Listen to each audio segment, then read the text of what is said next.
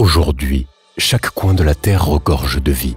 Des pôles à l'équateur, des grottes profondes aux courants d'air, des forêts tropicales aux évents des volcans.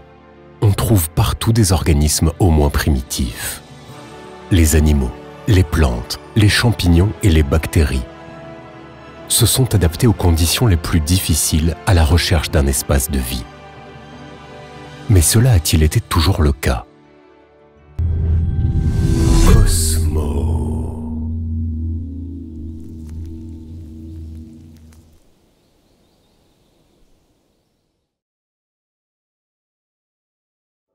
En fait, pendant la majeure partie de son histoire, la Terre semblait être un endroit plutôt peu accueillant. Nous allons nous transporter à l'Archéen, l'époque la plus ancienne marquée par la présence de la vie. Elle a commencé il y a 4 milliards d'années et a duré environ 1,5 milliard d'années. La jeune Terre vient de subir un second bombardement lourd. Plusieurs milliers de tonnes de débris de roches laissés après la formation du système solaire se sont écrasés sur la planète, détruisant une fine couche de basalte à peine formée à la surface du magma en fusion. Cependant, la jeune Terre s'est refroidie et la lithosphère primaire l'a recouverte. Ce n'est qu'après 1 milliard d'années que les premiers organismes vivants y sont apparus. La Terre de l'époque avait une surface relativement lisse. Les plaques tectoniques dont les collisions auraient conduit à l'apparition de hautes chaînes de montagnes n'ont tout simplement pas eu le temps de naître. La jeune Terre ne pouvait pas non plus se vanter d'une grande variété de roches. Les gisements de minerais et les couches de roches commençaient à peine à se former. La majeure partie de la croûte terrestre était du basalte, une roche magmatique, en fait de la lave gelée. L'atmosphère de l'Archéen ne contenait presque pas d'oxygène, et la concentration en azote était beaucoup plus faible qu'aujourd'hui. La Terre était enveloppée d'un mélange épais et dense de vapeur d'eau et de dioxyde de carbone, avec des impuretés abondantes d'oxyde de soufre, de phosphore et d'autres éléments actifs. À cette époque, le Soleil était nettement plus sombre qu'aujourd'hui. Selon certaines estimations, sa luminosité était inférieure de 30% par rapport à celle actuelle. Par conséquent, l'obscurité régnait sur Terre. La Lune était encore très proche de la Terre, de sorte que la durée de la journée n'était que d'environ 10 heures et que les raz-de-marée atteignaient de quelques dizaines à 300 mètres de hauteur. Au fur et à mesure que notre planète s'est refroidie progressivement, l'eau de l'atmosphère s'est condensée, déversant de fortes pluies. Au début, elle a été accueillie sous la forme de petits plans d'eau dans les basses terres. L'eau était acide, salée et très chaude, parfois même jusqu'au point d'ébullition. Sa composition était à bien des égards similaire au geyser contemporain. Paradoxalement, c'est un tel environnement inhospitalier à première vue qui est devenu favorable à l'apparition et au développement de la vie primitive.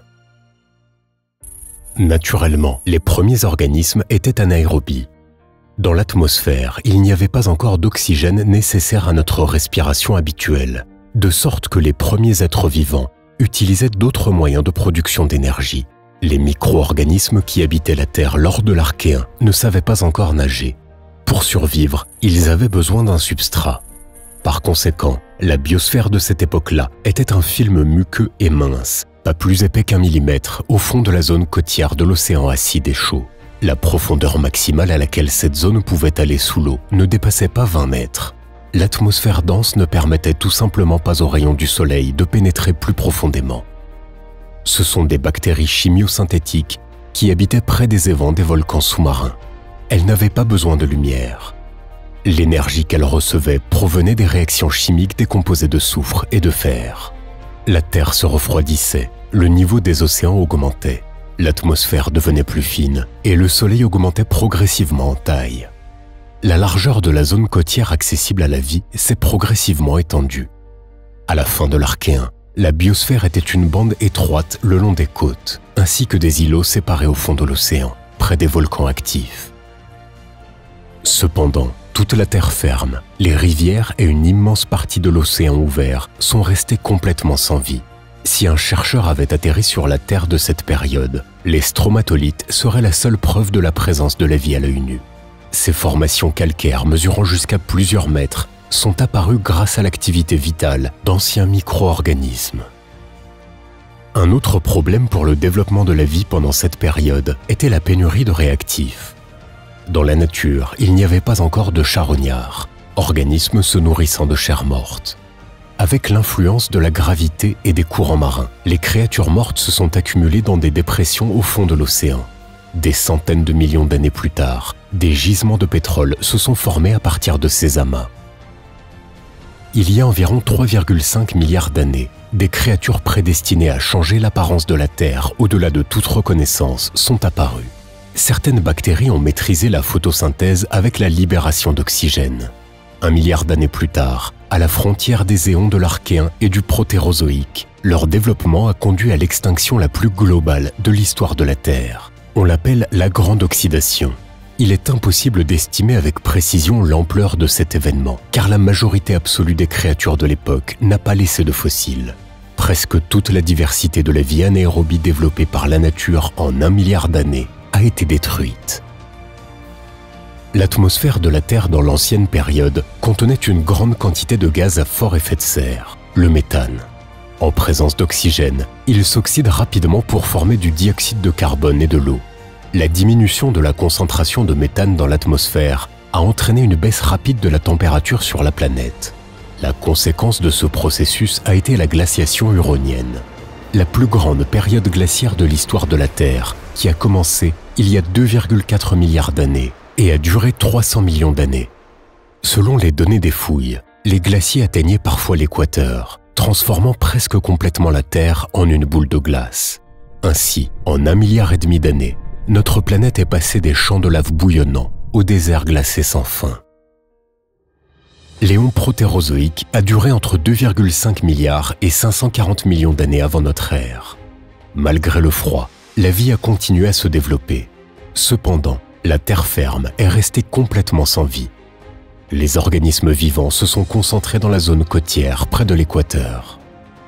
Et que se passait-il sur les continents? Malgré l'absence de vie, des événements intéressants se sont produits sur Terre à cette époque. Des continents, des gisements de minerais métalliques et des couches de nouvelles roches se sont formés. À différentes périodes, l'apparence des régions terrestres de notre planète dans le Protérozoïque a changé d'un glacier sans fin à un désert rocheux. Difficile à croire, mais il y a seulement un demi-milliard d'années, une partie importante de la surface de notre planète était difficile à distinguer du désert martien.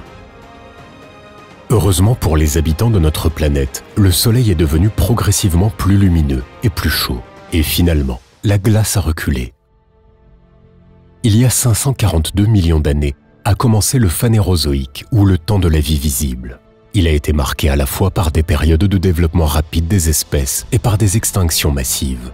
Je vous ai déjà parlé des plus grandes d'entre elles. Mais à quoi ressemblait la Terre à cette époque? Au début de l'ère paléozoïque, une grande partie de la Terre a été fusionnée pour former le géant supercontinent Gondwana. Il était situé dans l'hémisphère sud, avait un relief complexe et occupait une superficie de plus de 100 millions de kilomètres carrés. Il regroupait l'Afrique moderne, l'Amérique du Sud, l'Antarctique, l'Australie, la péninsule indienne et d'autres territoires. D'autres continents, plus petits, la Laurentia, la Baltica et la Sibéria, étaient situés dans la zone équatoriale. Il y avait aussi beaucoup de petites îles. Cependant, jusqu'à la période silurienne, qui a commencé il y a environ 444 millions d'années, ces étendues sont restées presque sans vie. Seuls les mousses et les lichens les plus simples ont lentement capturé les espaces terrestres. Seulement au début du Silurien, dans les zones de marée et près des rivières, les premières plantes sont apparues, mais pas partout, uniquement dans la ceinture tropicale. Malgré la croissance rapide de la diversité des animaux et des plantes marines, la vie marine a continué à se concentrer au large des côtes. La zone habitée est progressivement devenue plus large. Ainsi, dans la période dévonienne, qui a commencé il y a 420 millions d'années et s'est terminée il y a 358 millions d'années, la profondeur de la couche océanique disponible pour la photosynthèse a atteint 50 mètres, 10 fois moins qu'aujourd'hui. Dans le même temps, les premiers décomposeurs sont apparus, des organismes qui décomposent la chair morte. En conséquence, ceux qui se nourrissaient de ces produits de décomposition sont apparus. Par exemple, jusqu'à une profondeur de 500 mètres, il était possible de trouver non seulement des bactéries charognardes, mais aussi des éponges de mer.